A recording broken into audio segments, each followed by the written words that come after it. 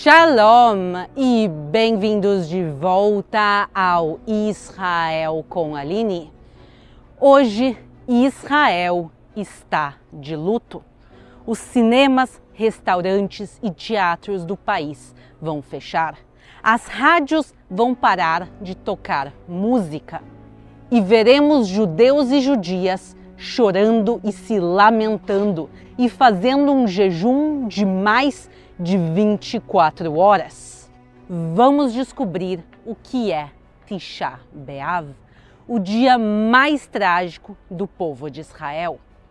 Então, se vocês estão preparados, vamos começar.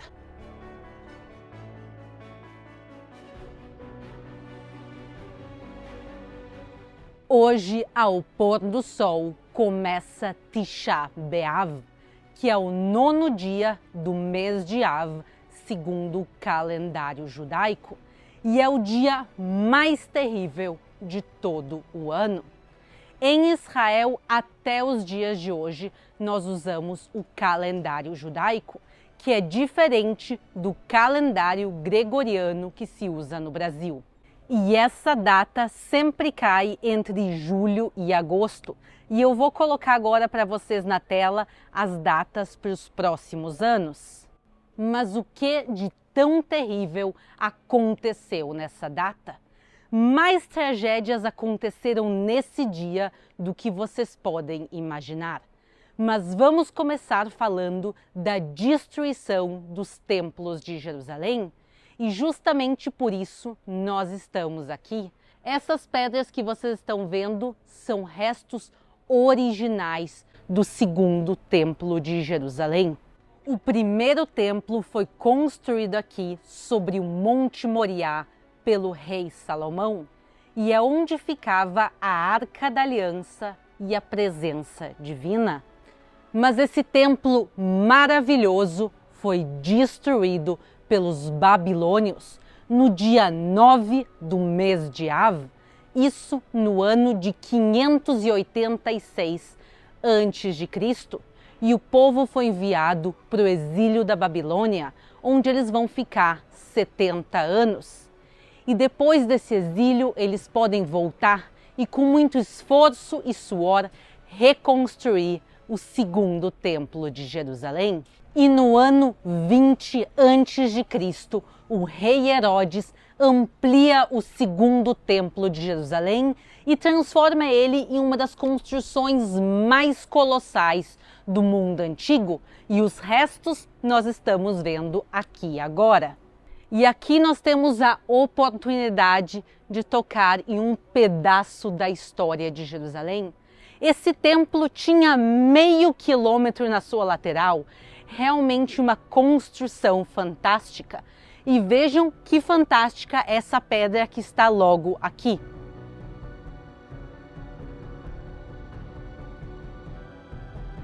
Essa pedra era a esquina do Templo de Jerusalém, ela ficava lá em cima.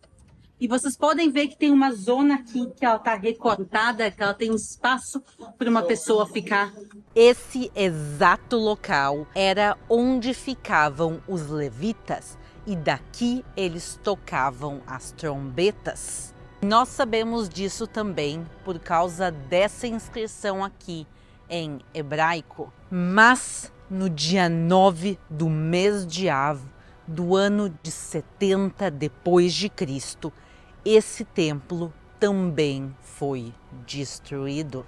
A destruição do segundo templo de Jerusalém acontece mais de 650 anos depois da destruição do primeiro, mas elas acontecem na mesma data no calendário judaico, o dia 9 do mês de Av, e o povo de novo é enviado para o exílio, mas dessa vez não por 70 anos, mas sim por 1878 anos, até a independência do Estado de Israel em 1948. E por esta data marcar a destruição do primeiro e do segundo templo de Jerusalém, vamos estar no Muro das Lamentações hoje de noite para ver o povo em luto. já que o muro é uma das partes originais que restaram do Templo de Jerusalém. E que outras calamidades aconteceram nessa mesma data? Ainda no período romano, os judeus tentam uma última grande rebelião, a rebelião de Bar Kokhba, que vai ser esmagada justamente no dia 9 do mês de Av.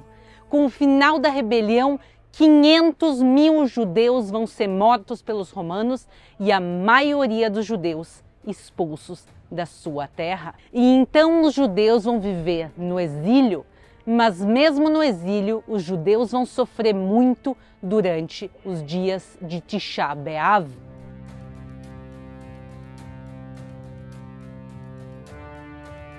No dia 9 do mês de Av, do ano de 1290, todos os judeus vão ser expulsos da Inglaterra. Na mesma data, no ano de 1306, eles são expulsos da França. E nessa mesma data, no ano de 1492, os judeus sefaraditas são expulsos da Espanha.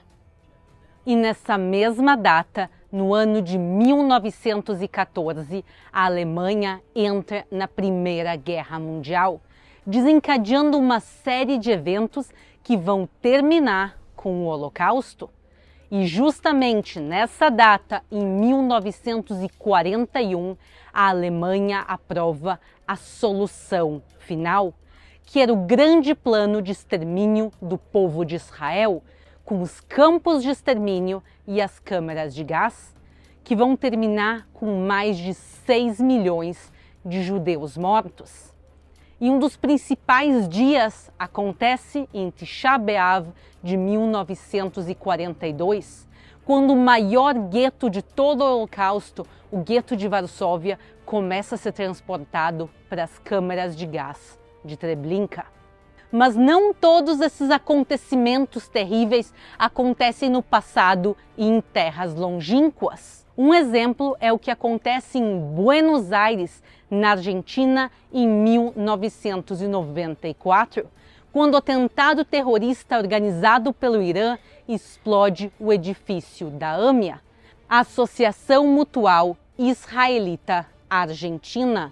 O maior atentado terrorista da história da Argentina foi feito justamente no dia 9 do mês de Av. 85 pessoas da comunidade judaica morreram e mais de 300 ficaram feridas. E esses são só alguns dos exemplos das coisas terríveis que aconteceram no dia 9 do mês de Av.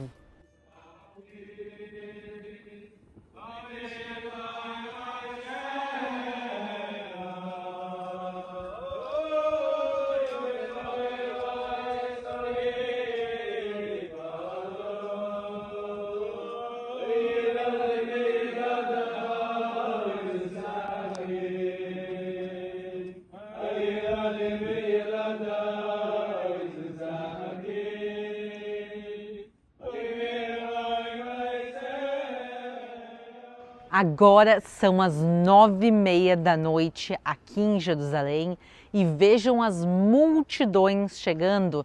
A gente está voltando para a cidade velha de Jerusalém, estamos indo para o Muro das Lamentações e vocês podem ver que não somos só nós. Cada vez está chegando mais gente aqui. Nas próximas horas esse local vai estar completamente lotado. E o Muro das Lamentações, hoje e durante o ano todo, ele é separado entre homens e mulheres. E a gente quer mostrar para vocês, claro, ele todo, os dois lados. E por isso a gente chamou um convidado especial que vai nos ajudar no dia de hoje. Deem shalom para o Sérgio Bacari. Shalom. Hola, Lynn. Shalom, shalom a ti y shalom a toda la audiencia. Perdón que no hablo portugués, pero voy a hablar español despacito y fácil. Então, pessoal, para quem não conhece, o Sérgio Bacari, ele também tem um canal aqui no YouTube em espanhol, se chama Bacari Suelto en Israel. Eu vou deixar aqui também para aqueles que falam espanhol e querem acompanhar. E ele vai ser nossa ajuda no dia de hoje para poder nos aventurar realmente nesse local. Então, vamos começar? por supuesto.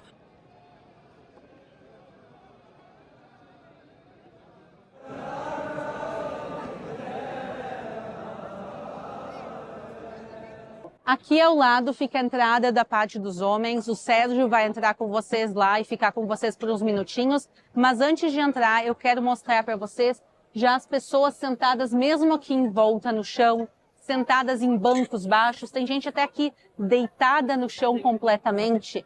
E isso nos lembra uma tradição judaica, que é a tradição da Shivá.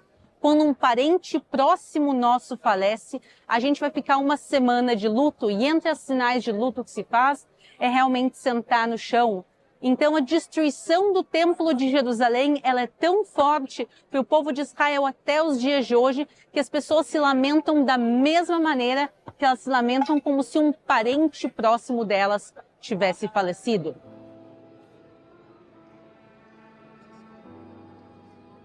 Esta es la entrada solo para los hombres. En la ortodoxia judía, los rezos son separados hombres de mujeres. Lo que vemos acá es gente sentada en el piso o en banquitos chiquitos leyendo la Megilá, el libro de Eijá, de las lamentaciones. Aquel libro que nos cuenta todas las cosas malas que le pasó al pueblo de Israel, al pueblo judío, a través de su historia.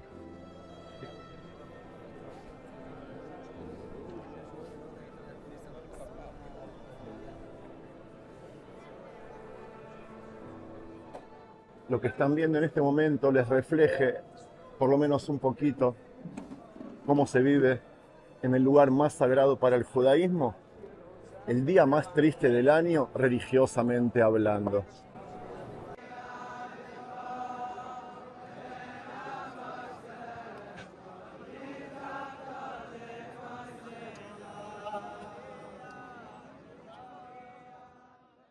O Sérgio nos devolveu agora o celular. Vejam como cheio já está ao lado das mulheres. A gente vai se despedir, agradecer a ele pela ajuda no dia de hoje. Então, muchas gracias, muito obrigada. A ti, Aline, y muchos éxitos en el canal y con este video. Y si les gustó este material, un like, me gusta para Aline. Muito obrigada. E quem quiser também, o canal do Sérgio está aqui. Mas vamos agora seguir com o Tisha B'Av. Shalom. Shalom.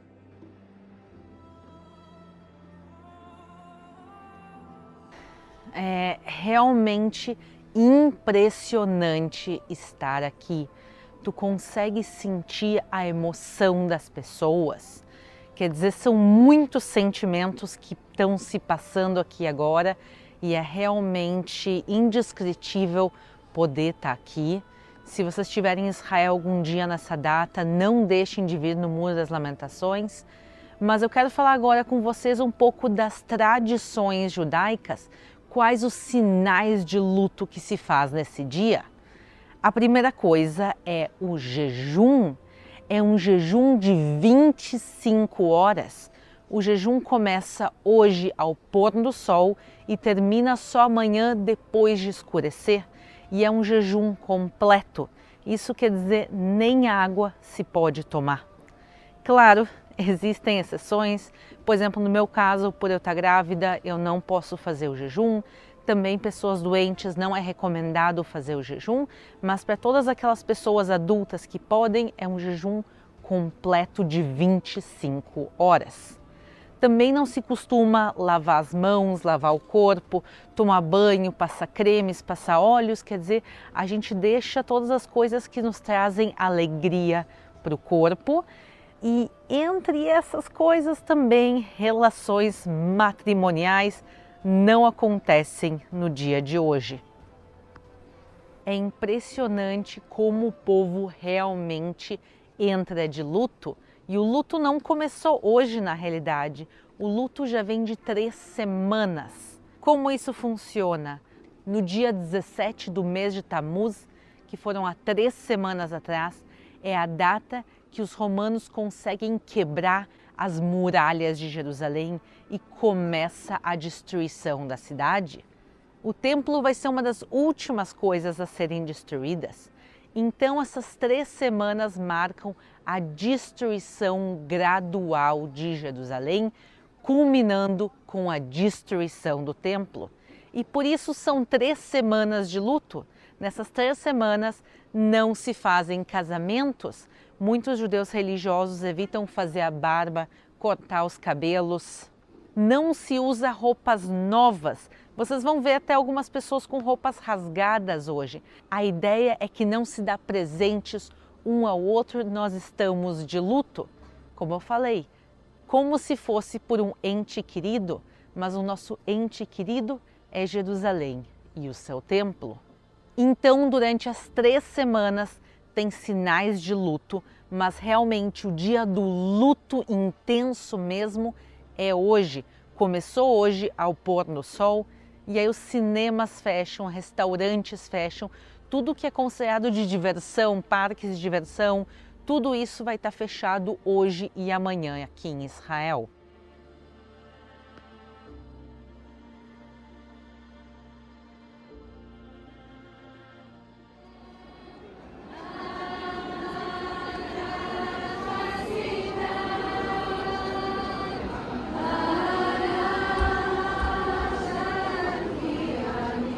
Milhares de pessoas continuam chegando aqui no Muro das Lamentações. Tem centenas de pessoas aqui sentadas. Eu decidi sentar aqui também para a gente refletir um pouco mais do que é esse dia. Tantas tragédias aconteceram nessa data, mas as 2 principais que a gente relembra é realmente a destruição do primeiro e do segundo templo de Jerusalém. Mas a gente não veio aqui para xingar e falar mal dos babilônios e dos romanos pelas destruições.